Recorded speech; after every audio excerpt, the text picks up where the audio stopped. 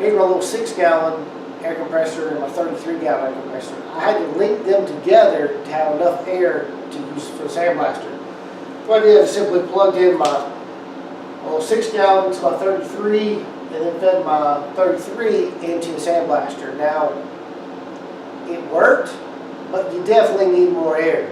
I had to run 30, 45 seconds at a time, get blast time, then let them rebuild to get enough airflow to actually do anything with my blaster. But let me show you the blaster.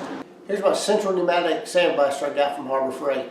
Now this was a little 20-pound version, and it was sufficient to do the motor and transmission once I figured out how to use it.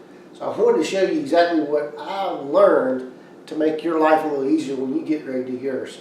So after linking my two air compressors together to try to get as close to 10 CFM as I could, I was still shy. I only had 7.9, but it worked. Ran my single line to charge my sandblaster. This thing has 4 shutoff valves, and it took me forever to figure out which one all of them did. So obviously this one is your main shutoff for your hose.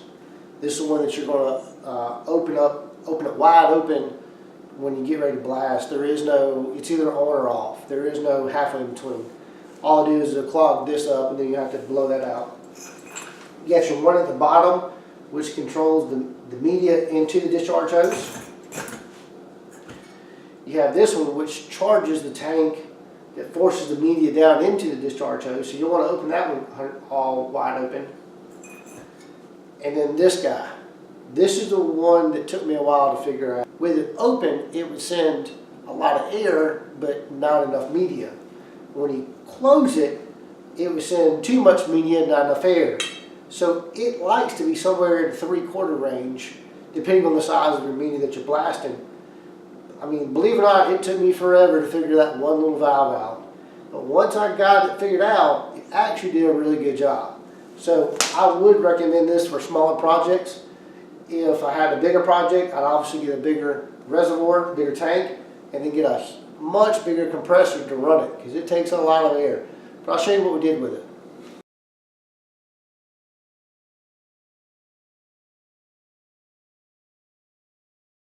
Here's the end result of blasting our motor and transmission. As you can tell, it did a really good job. It took all the dirt and grit, grease and grime off of it, and now it's ready for primer and paint. Probably end up doing a satin or flat black finish on it. So looking forward to getting this thing sprayed down and make it look pretty again.